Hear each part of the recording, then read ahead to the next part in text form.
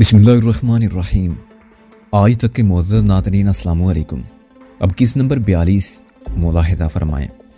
शानी उसे दूर हटने की कोशिश करती थी तो वो उसे कुछ नहीं कहता था, लेकिन उसे अगले रोज़ ही उसका रवैया मुन्ने और बाबू के साथ करख्त हो जाता था। उन दोनों को शानी की तरफ आने से रोक देता और उसकी इजाज़त के बगैर वो दोनों अनेक्सी में आने का तसव्वुर भी नहीं कर सकते थे। एक दो बार तो उसने मुन्ने को मारा भी। मुन्ना रोता था तो बाबू भी रोती थी और वो बड़े नाजुक दौर से गुजर रही थी। उसकी सेहत का ग्राफ ऊपर नीचे होता रहता था। बाबू का जरा सा दुख भी शानी से देखा नहीं जाता था। वो फौरन हथियार फेंक देती, चौधरी के साथ अपना रवैया तब्दील कर लेती। फौरन ही चौधरी का रवैया भी घर वालों के साथ तब्दील हो जाता था। हाँ, ये तशद्दुद की अनोखी किस्म थी।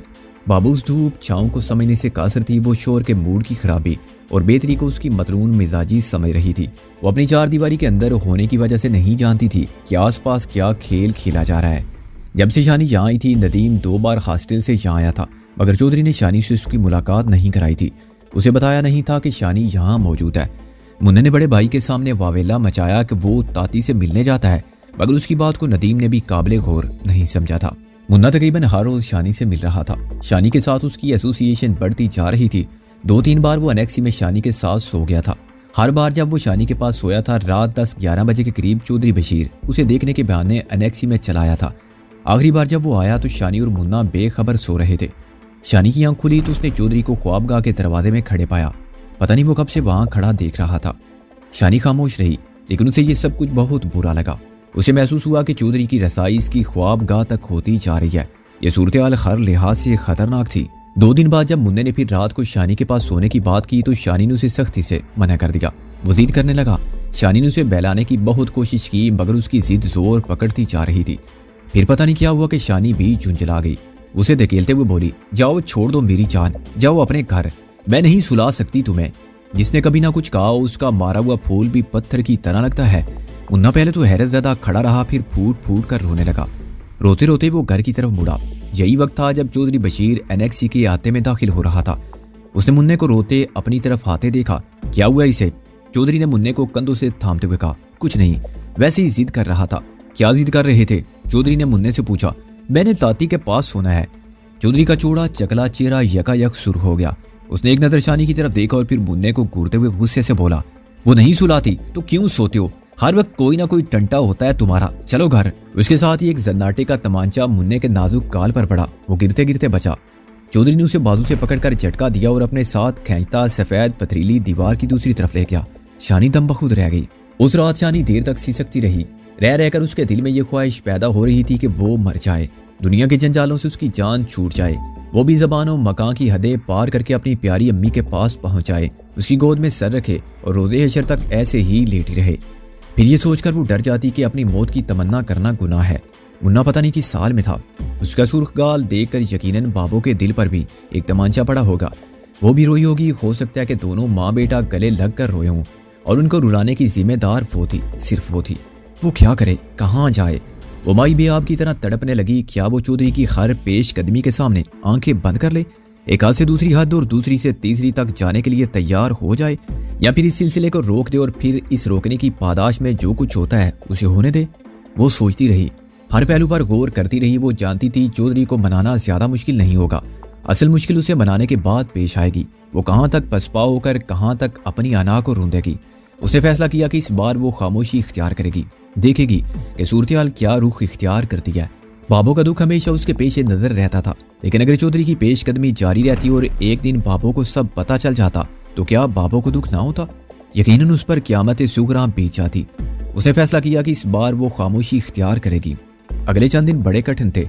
शानी 2 तरफ से दुख के बेरहम शिकंजे में थी। मुन्ने की शुबार आंखें बार बार इसके तसव्वुर में आती थी और उसका दिल दहला देती थी।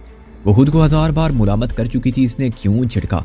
वो जानती थी संगे मरमर की दीवार के पार वो उससे मिलने के लिए तड़प रहा होगा, और कुछ यही कैफियत शानी की भी थी। बाबू की दूरी भी शानी के दिलो दिमाग पर नाकाबिले बयान सितम ढा रही थी। चौधरी ने ना ही अपनी शक्ल दिखाई थी और ना ही उन दोनों में से किसी को नजर आने दिया था। 1-2 बार जाला की जबानी बस इतना पता चला कि चौधरी साहब आजकल बहुत गुस्से में हैं, अक्सर रात को घर में नहीं आ रहे। बड़ी चौधरानी बहुत परेशान है। शानी ने दिल पर बेपनाह जब्त करके 4-5 दिन मजीद गुजारे। फिर इसे महसूस होने लगा कि इस गम को झीलना इसके बस से बाहर है। वो एक जानलेवा दोराहे पर खड़ी थी, उस तरफ जा सकती थी ना इस तरफ। एक तरफ बाबू और मुन्ना थे, एक तरफ उसकी इज्जत नफ्स और उसकी पाक दामनी थी। एक रुख पर जाती तो दूसरा रुख ओझल हो जाता। इसी सूरत हाल में एक ऐसा वाकया हुआ जिसने बहुत कुछ तय व बहाला कर दिया। रात का वक्त था। एक ठिठरी हुई चांदनी खिड़कियों से बाहर आम, जामन, सरू के दरख्तों पर पड़ाव डाले हुए थी। दूर जीटी रोड की तरफ से कभी कभी किसी गाड़ी का मदम खारन सुनाई दे जाता था। इसके अलावा यकसर खामोशी थी। शानी को इस रात की तन्हाई में कोई याद आ रहा था, कोई जो बहुत दूर था लेकिन फिर भी नजदीक था, कोई जो बिल्कुल गैर था लेकिन फिर भी अपना लगता था। अजीब शख्स था वो। मजबूती से बंद किया गया खिड़कियों दरवाजों के बावजूद अंदर आता था। शानी अपनी सोच की नगरी में उसकी आमद को रोक नहीं सकती थी। अचानक एक धीमी आवाज ने शानी को चौंका दिया। उसे लगा कि किसी ने कोठी और एनेक्सी का दरमियानी दरवाजा खोला है और भागता हुआ अंदर आया है। सबसे पहले तो उसका ध्यान आतिश मिजाज चौधरी कादरे की तरफ गया। कादरे का खौफ हर वक्त शानी के जहन में मौजूद रहता था। तब फिर फौरन ही शानी को अंदाजा हुआ कि आने वाला कोई मर्द नहीं है। शानी ने उसका मदम सा इवला खिड़की के सामने गुजरते देखा। यूं महसूस हुआ कि कोई औरत है जो एनेक्सी में आकर छुपी है। जल्दी इस बात की तायद भी हो गई। कोठी की तरफ से पहरेदारों की बुलंद आवाजें सुनाई थी और उसके साथ ही रखवाली के कुत्ते शोर मचाने लगे। देखते ही देखते ये शोर बढ़ गया। शानी को महसूस हुआ कि एक या दो भूगीर कुत्ते भागने वाली का पीछा करते दरमियानी दीवार तक आ गए हैं। शानी के रोंगटे खड़े हो गए। उसने जालां को जगाने के लिए आवाज दी। फिर नंगे पांव खिड़की तक पहुंची। इसका अंदाजा दुरुस्त था। एक खौफनाक कुत्ता तेजी से एनेक्सी के लान की तरफ आ रहा था। तब शानी के कानों ने एक दहशत ज़दा नुस्वानी चीख सुनी। ये वही औरत थी जो कुछ लम्हे पहले एनेक्सी में पनाह गजी हुई थी। शानी ने उसे गार्डिनिया की ओर से निकलते बदहवासी के आलम में बरामदे की तरफ आते देखा। कुत्ता उसके पीछे था। औरत एक सेकंड के लिए आराइशी पोल की रोशनी में आई और शानी की रगों में लहू सनसना उठा। उसने औरत को देख लिया था। ये उसके लिए अजनबी नहीं थी, ये अनवरी थी। रंग वाली हवेली की मुलाजमा यहाँ आकर शानी ने अनवरी की जान कादरे के शराबी गुंडों से छुड़ाई थी। आजकल वो कोठी के एक महफूज हिस्से में रिहाइश पजीर थी और आज रात की स्पैर वो नंगे सर नंगे पांव एक बूगीर कुत्ते के आगे भाग रही थी। वो एक धमाके के साथ बंद दरवाजे के साथ टकराई और फरते खौफ से दीवानों की तरह चिल्लाने लगी। कुत्ता पलक झपकने में उसके ऊपर था। शानी जैसी भी थी लेकिन किसी को मुसीबत में देखकर इसके अपने अंदर का डर कहीं बहुत दूर गहराई में चला जाता था। वो अपनी सलामती को भूलकर उस खतरे के सामने आ जाती थी जो दूसरे को दरपेश होता था। इसमें उसकी कोशिश को दखल नहीं था। ये खूबी इसकी फितरत का हिस्सा थी और शायद माँ वड्डी आपा की तरफ ही से इसमें आई थी। अनवरी को खतरे में देखकर शानी ने कुर्बो जवार को फरामोश कर दिया। इसे पता नहीं चला इसने कब दरवाजा खोला और कब अनवरी के पास पहुंच गई। कुत्ता अनवरी से चिमटा हुआ था। अनवरी की चीखें और कुत्ते की खौफनाक आवाजें बाहम मिलकर ऐसा शोर पैदा कर रही थी जिससे पूरी एनेक्सी गूंजने लगी। शानी ने दीवानावार कुत्ते को लंबे बालों से पकड़ा और उसे अनवरी के ऊपर से खींचने लगी। शायद आम हालत में वो इस जानवर के पास से भी गुजरना पसंद ना करती, मगर अब वो कुत्ते से गुथम गुथा थी। उसके हाथों और कलाइयों को कुत्ते की बेपनाह जिस्मानी ताकत का अंदाजा हुआ। वो उसे फरियाद गुनाह अनवरी के ऊपर से हटा नहीं सकती थी। उसने बड़ी जानी कैफियत में इर्द गिर्द निगाह दौड़ाई।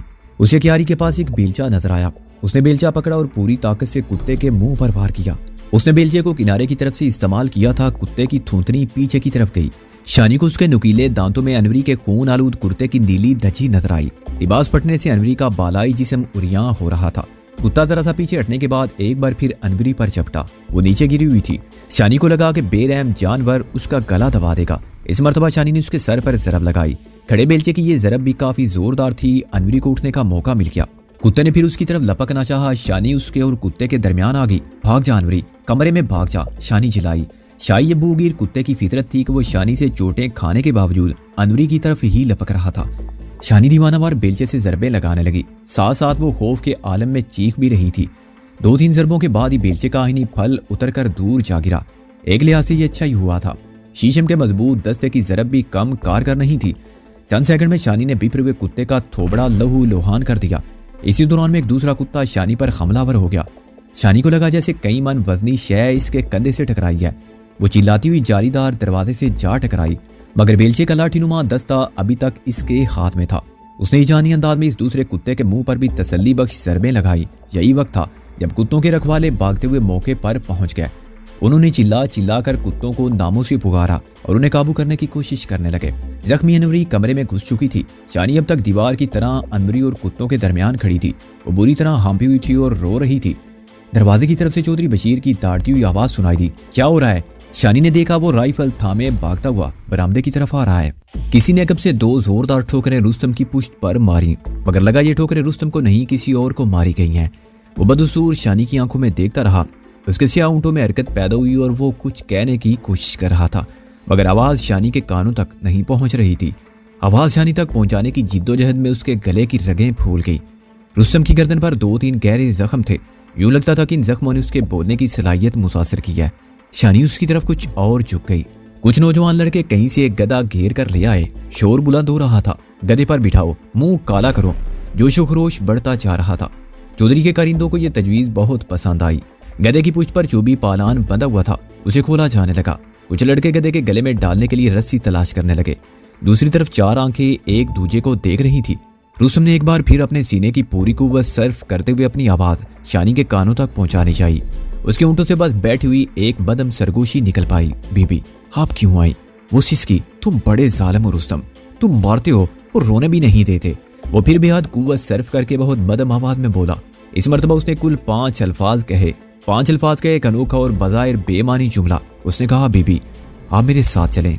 वो शिद्दत से रोने लगी। वो बेइख्तियार थी, वो उससे बढ़कर बेइख्तियार था और वो यूं जाने की बात कर रहा था जैसे अभी तक अनेक्सी के कमरे में रात के सन्नाटे में बैठा हो, वक्त की सारी रात से उसके हाथ में हो। शानी ने हिम्मत करके उसकी आंखों में देखा और सरतापा कांप गई, पूरी जान से लरज गई। जख्म जख्म रुस्तम की अश्क बार आंखें शायद वही बात कह रही थी जो उसने कुछ अर्सा पहले अनेक्सी के कमरे में कही थी। उसने कहा था, बीबी चौधरियों की ये 2 टांगों वाले कुत्ते गिनती में 2 गुना या 3 गुना भी हो तो मैं इन्हें चीर कर निकल जाऊंगा। ये दरवाजे, ये दीवारें और ये बंदूकड़ियां हमारा रास्ता नहीं रोक सकती। अब बस एक बार चलने की खामी भरें, फिर देखें मैं इन किराए के टटुओं को किस तरह उधेड़ कर निकलता हूँ। शानी ने देखा कि रुस्तम के बातें और गले की रगें फूलती जा रही थी। उसकी आज़ा में सख्ती पैदा हो रही थी। एक अजीब हेजानी कैफियत बतदरीज उसे अपने हिसार में लेती जा रही थी। उसके जख्मी ऊँटों ने एक बार फिर जख्मी सरगोशी की। बीबी जी आओ, यहाँ से चले जाएं। वो रोते हुए बोली, कैसे जाओगे रुस्तम, कैसे जाओगे? ये तो तुम्हें 2 कदम नहीं चलने देंगे, अभी इसी जगह मार देंगे। नहीं बीबी। उसे बड़े कर्ब से दफी में सर हिलाया। खून उसकी बांचों से बह रहा था और उसके दाएं कान से टपक रहा था और पता नहीं कहां से रिस रहा था। नहीं रुस्तम, ये फिल्म नहीं है, ये जिंदगी है। ये बड़ी जालिम है, ये मार देगी। अभी 2 मिनट में हम दोनों को खत्म कर देगी। उसकी आंखों में जुनून था, लेकिन इस जुनून में अजीब सा ठहराव था, जैसे मुहीब समंदर ऊपर से पुरसकून होते हैं। उसने अजीब ड्रामाई लहजे में नहायत मदम सरगोशी की। बीबी बस एक बार मेरा हाथ पकड़ लें, बस एक बार, फिर मैं रुकूंगा नहीं। उसे अपना खून आलूद कमजोर हाथ शानी की तरफ सिरका दिया। हवाओं में उसके फिक्रे की गूंज थी, फिर मैं रुकूंगा नहीं, फिर मैं रुकूंगा नहीं। शानी शशदर थी, वो जानती थी क्या होने वाला है। अगले चंद सेकंड में इन दोनों के टुकड़े हो सकते हैं। रुस्तम अपनी पूरी कुव्वत से तड़पता फड़कता तो भी 2-4 बंदों को घायल कर सकता था। उसके बाद वही होना था जो हकीकत में होता है और जो अफसानों में नहीं होता। वो अकल की आंख से देख रही थी और ठीक देख रही थी, लेकिन कोई दूसरा इश्क की आंख से देख रहा था और शायद वो अपने तौर पर ठीक देख रहा था। चंद सेकंड सदियों पर भारी थे। ये क़यामत की कशमुकश थी। अकल के पांव ठोस जमीन पर थे और मजबूती से जमे हुए थे, मगर इश्क की बला खेती पहाड़ी दरियाओं का मिजाज रखती है। ये पांव टिकने नहीं देती। ये दलील और मंतिक की धज्जियां उड़ा देती है। आग में कूदती है, कच्चे गड्ढे पर तैर जाती है। शानी के जिस्मो जाँ में एक अजीब बेनाम लहर उठी।